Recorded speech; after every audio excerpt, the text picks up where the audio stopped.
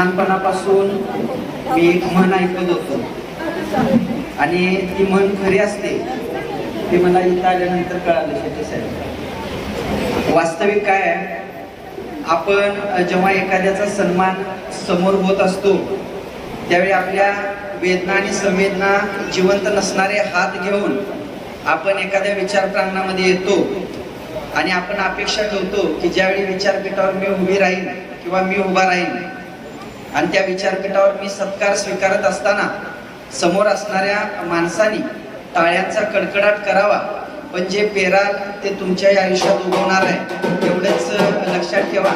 कारण समोर एका मोठ्या व्यक्तिमत्वाचा सत्कार होत असताना 2 मिनिटं थांबूया आपण.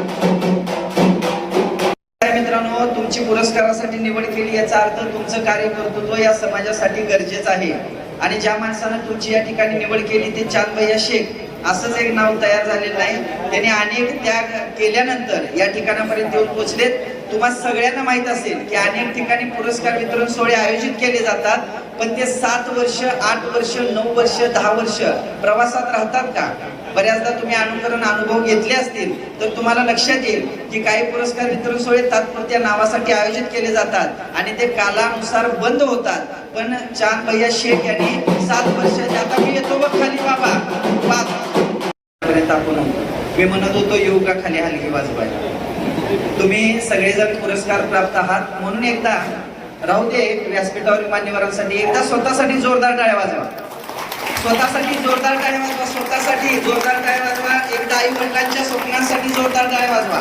जोरदार टाळ्या एकदा आई वडिलांच्या स्वप्नासाठी आणि एकदा व्यासपीठावरील मान्यवरांसाठी पुन्हा एकदा जोरदार टाळ्या. आणि खरं तर या ठिकाणी आध्यात्मिक क्षेत्रात एक मोठं व्यक्तिमत्व उपस्थित आहे आणि हेच तुमच्या आयुष्यातलं कार्य कर्तृत्व असतं. माणसानं स्वतःच्या आयुष्यामध्ये जगत असताना झटत असताना आपण समाजाचं काहीतरी प्रारंभिक देणं लागतो आणि त्या अनुषंगानं आपल्या आयुष्याची वाटचाल असावी हा आशावाद मनामध्ये घेऊन जगणारी मोजकी माणसं असतात आणि त्या मोजक्या माणसातून मोजक्या माणसांना पुरस्कृत करायचं असतं. मला माहित आहे तुम्हाला सगळ्यांना इकडले वेध लागले तरी भोजनाची व्यवस्था कधी आहे इकडे बऱ्याच जणांचं लक्ष असेल, पण त्या अगोदर तुम्हाला एक पुरस्कार घ्यायचा आहे आणि पुरस्कार घेत असताना सगळ्यात वाईट खोड माणसाला अशी असते की आपला पुरस्कार घेतला की आपली माणसं घ्यायची आणि निघून जायचं, दुसऱ्याच्या पुरस्कारासाठी थांबायचं नाही. याच्यामुळे आपला महाराष्ट्र पाठीमागे आहे. गेली 2500 वर्ष झाली विचार बदलण्याची प्रक्रिया अविरतपणे चालू आहे.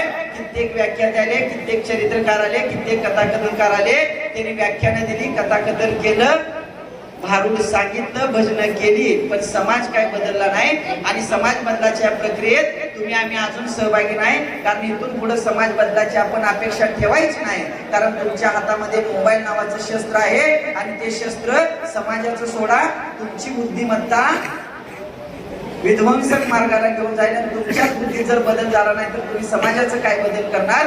पण एका माणसाला असं वाटतं की आपण समाजाचं काहीतरी देणं आहोत. 2010 साली सुरू केलेला त्याच्या आयुष्याचा प्रवास 2026 पर्यंत या क्षेत्रावर येऊन पोहोचतो. 105 ज्या व्यक्तिमत्वानं पुरस्कार घेतले, ज्या माणसाचं नाव आहे चांद भैया शेख, ज्यांच्या CBSEच्या 8व्या वर्धापन दिनासाठी आपण आहात. 105 पुरस्कार घेणारा माणूस जर तुम्हाला पुरस्कृत करत असेल तर लक्षात ठेवा की तुम्ही आम्ही अजून भरपूर काम बाकी आहे. याचं एक जिवंत उदाहरण म्हणजे चांद भैया शेख आहे. माणूस म्हणून स्वतःचं अस्तित्व निर्माण करत असताना अनेक वेळा त्यांना अडचणींना तोंड द्यावं लागलं, पण त्या संकटातून मार्ग काढत असताना स्वतःची आक्रमक पवित्रता जपत लोकशाहीचा 4था स्तंभ खरोखर अजूनही जिवंत आहे हे दाखवण्याचं धारिष्ट्य चांद भैया शेख यांनी केले. हे त्यांच्या कार्यकर्तृत्वातून दिसून येते.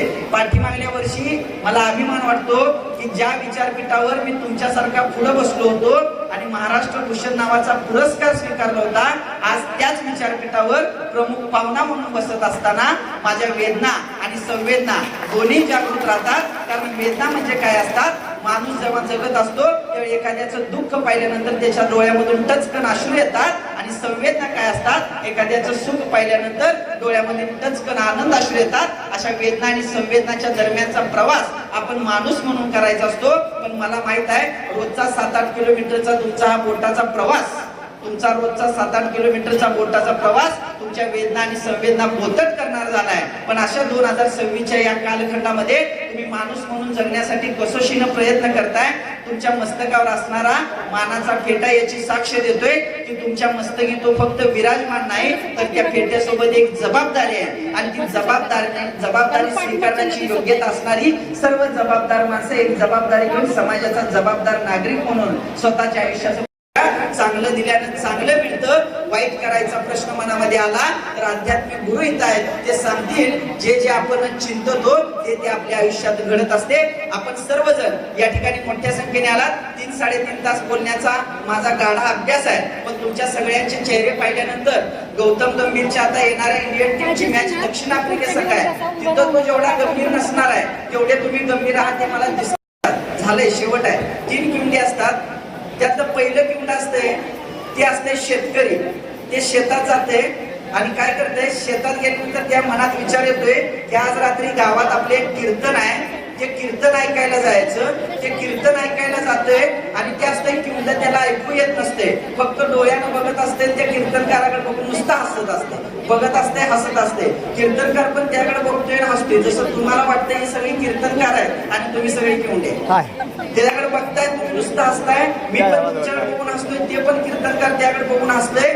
ते एवढं मग्न होते की रात्र उलटलेली त्याला कळत नाही, पण सकाळी त्याला मेंढ्या शेतात फिरवाय न्यायच्या असतात। दुसऱ्या दिवशी ते काय करते, आपल्या सगळ्या मेंढ्या घेते शेतात फिरवायला जाते। हे रातभर जागलेलं असते, शेतात गेल्यावर एका झाडाखाली याची झोप लागते आणि झोपेतनं जागा झाल्यावर पुढे बघते तर मेंढ्या कुठं आहेत, सगळ्या मेंढ्या तिथून निघून गेलेल्या असतात। ते मेंढ्या हुडकत असते आणि ते हुडकत एका शेतकऱ्यापाशी जाते। ते शेतकरी असते दुसरं किंड, ते त्या शेतकऱ्याला विचारते, शेतकरी बाबा माझ्या मेंढ्या कुठं बघितल्यास का? ते शेतकरी म्हणते मला माहित नाही, जा, त्याला काय ऐकू येत नसते, मला माहित नाही, जा, असं करत असते। ते शेतकऱ्याला म्हणते माझ्या मेंढ्या होत्या, मेंढ्या कुठं बघितल्यास का? ते शेतकरी म्हणते मला माहित नाही, जा, मला माहित नाही, जा। त्या पहिल्या किंड्याला वाटतंय की हे म्हणतंय मेंढ्या इकडे गेल्यात, मेंढ्या इकडे गेल्यात, ते त्या दिशेने जातंय तर खरोखर त्याला मेंढ्या सापडत्यात। मेंढ्या सापडल्यावर ते म्हणते शेतकऱ्याचा माझ्यावर लय उपकार आहेत, त्याच्या उपकाराची परतफेड केली पाहिजे।